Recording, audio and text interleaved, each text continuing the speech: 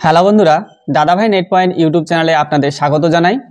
NSDL payment ব্যাংকের বিভিন্ন রকমের সমস্যা দেখা দিচ্ছে বন্ধুরা। আপনারা জানেন, যারা আপনারা এনএসডিএল পেমেন্ট ব্যাংক ইউজ করছেন বা চালাচ্ছেন, তো দেখবেন জানুয়ারি মাসের শুরু থেকেই কিন্তু এনএসডিএল পেমেন্ট ব্যাংকের বিভিন্ন ধরনের সমস্যা দেখা দিয়েছে।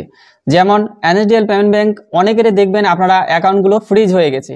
আপনি কিন্তু কোনো রকম ভুল ট্রানজাকশন করেননি, আপনি সঠিকভাবেই এনএসডিএল পেমেন্ট ব্যাংক ইউজ করছিলেন, তারপরেও কিন্তু আপনার ডেবিট ফ্রিজ করে দেওয়া হয়েছে এবং অনেকের অ্যাকাউন্ট ব্লক করে দেওয়া হয়েছে। তো এইরকম কিন্তু সমস্যা শুধু আপনার না, আমার না, অনেক হাজারো হাজারো কাস্টমারের কিন্তু এই সমস্যাটা হয়েছে। তো এই সমস্যাটা আপনারা কিভাবে সমাধান করবেন তার সম্পূর্ণ প্রসেস আজকের ভিডিওটিতে দেখাবো। তো আমারও কিন্তু এরকম সমস্যা হয়েছে বন্ধুরা। তো আমি লাইভ আপনাদের দেখিয়ে দিব যে আপনারা এই সমস্যাটা কিভাবে সমাধান করবেন এবং আপনার যে ডেবিট ফ্রিজ হয়ে গেছে সেই ফ্রিজটা আপনারা কিভাবে আনফ্রিজ করবেন, বা আপনার ব্লক হয়ে গেছে সেই ব্লকটা আপনারা কিভাবে আনব্লক করবেন। তো চলুন আমি লাইভ আপনাদের দেখিয়ে দিচ্ছি। তো এনএসডিএল পেমেন্ট ব্যাংকের ডেবিট ফ্রিজ হয়ে গেলে প্রথমে আপনাদের এনএসডিএল পেমেন্ট ব্যাংকটি ওপেন করতে হবে। তো আমি এখানে ওপেন করছি বন্ধুরা, দেখতেই পাচ্ছেন আপনাদের সামনে লাইভ কিন্তু এখানে ওপেন হচ্ছে। তো এনএসডিএল পেমেন্ট ব্যাংকটি ওপেন করার পরে আপনাদের যে সেটিংগুলো এখানে করতে হবে সেটা কিন্তু আমি আপনাদের লাইভ দেখিয়ে দিব। তো প্রথমে এখানে ওপেন হয়ে যাচ্ছে। তো এখানে আমি আমার পাসওয়ার্ড দিয়ে দিচ্ছি, আপনারা আপনাদের পাসওয়ার্ড দিয়ে লগইন হয়ে যাবেন। তো লগইন হয়ে গেলে আপনাদের কাছে ঠিক এইরকম ইন্টারফেস আসবে। তো এখানে প্রথমে আমি আপনাদের দেখিয়ে দিচ্ছি যে আমার কিন্তু এখানে ডেবিট ফ্রিজ হয়ে গেছে। তো দেখুন এখানে অ্যাকাউন্টে আমি গেলাম, যাওয়ার পরে এখানে আপনারা দেখতে পাচ্ছেন অ্যাকাউন্ট ডিটেলস। তো অ্যাকাউন্ট ডিটেলসে ক্লিক করলাম। ক্লিক করলে আপনারা এখানে দেখতেই পাচ্ছেন আমার কিন্তু এখানে ডেবিট ফ্রিজ রয়েছে, দেখতে পাচ্ছেন। তো আপনাদেরও কিন্তু অনেকের এরকম হয়ে গেছে সমস্যা, ডেবিট ফ্রিজ রয়েছে, কারো এখানে ব্লক হয়ে গেছে। তো এইরকম সমস্যা হলে আপনারা কি করবেন?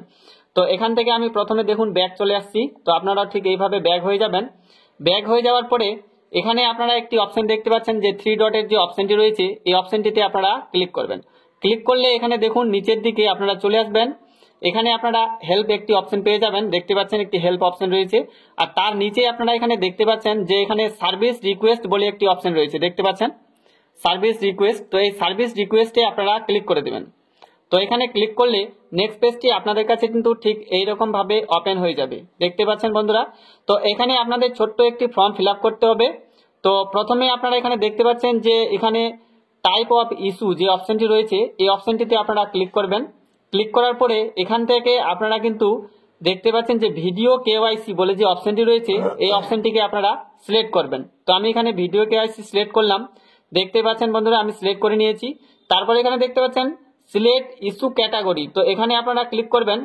ক্লিক করার পরে এখানে বুক এ স্লট, প্রথমে যে অপশনটি দেখতে পাচ্ছেন বুক এ স্লট, এখানে আপনারা ক্লিক করে দেবেন। তো বুক এ স্লটে ক্লিক করার পরে এখানে আপনারা দেখতে পাচ্ছেন যে রাইট হেয়ার বলে একটি অপশন রয়েছে। তো এখানে আপনি ছোট্ট আপনার ভাষায় কিছু লিখে দিবেন, যেমন আমার অ্যাকাউন্টটি ডেবিট ফ্রিজ হয়ে গেছে, তো এখানে আমি লিখে দিব my account debit freeze, please active my account. এরকম ভাবে আপনারা কিন্তু এখানে লিখে দিবেন। তো আমি এখানে লিখে দিচ্ছি।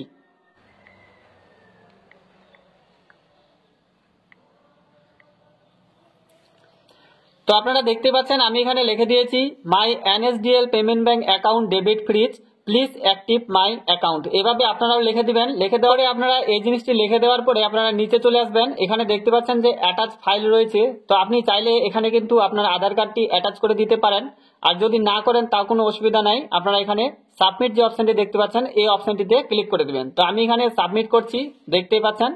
তো এখানে সাবমিট করে দিলে একটু প্রসেসিং হবে ঠিক এইরকম ভাবে। তারপরে দেখতে পাচ্ছেন যে এখানে টিকিট ক্রিয়েট হয়ে যাবে এবং একটি কিন্তু আপনি এখানে টিকিট নাম্বারও পেয়ে যাবেন। তো এই নাম্বারটি আপনাকে কিন্তু নোট করে কোথাও রেখে দিতে হবে, বা অথবা আপনি এটা কিন্তু একটি ছবি করে আপনারা কিন্তু রেখে দিতে পারেন এই নাম্বারটি। এবং কিছুক্ষণের মধ্যেই আপনাকে কিন্তু অবশ্যই এখান থেকে এনএসডিএল পেমেন্ট ব্যাংক থেকে কল করা হবে এবং আপনার ভিডিও কেওয়াইসিটি কমপ্লিট করা হবে। আপনার ভিডিও কেওয়াইসি কমপ্লিট হয়ে গেলেই আপনার অ্যাকাউন্টটি কিন্তু অ্যাক্টিভ হয়ে যাবে। তো এই ছিল ছোট্ট একটি ইনফরমেশন, আপনাদের ইনফরমেশনটি দিলাম। ইনফরমেশনটি যদি আপনাদের ভালো লাগে তো অবশ্যই ভিডিওটিকে লাইক করবেন এবং আমার ছোট্ট চ্যানেলটিকে সাবস্ক্রাইব করে আমাকে সাপোর্ট করবেন। থ্যাংক ইউ, সবাই ভালো থাকবেন, সুস্থ থাকবেন।